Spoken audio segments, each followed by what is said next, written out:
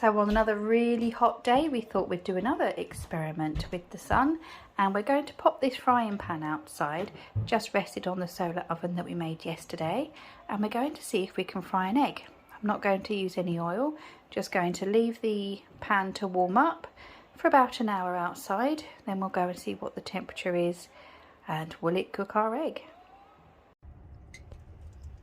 So 70 degrees is the temperature of our frying pan, and I'm going to put an egg in there.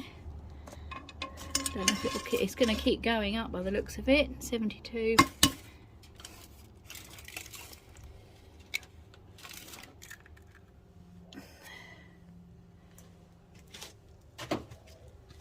Let's see how long this takes.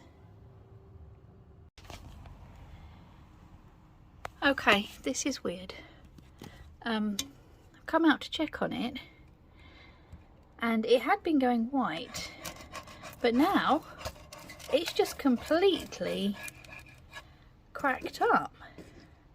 Okay, the yolk's not cooked, but the white bit has just gone really funny.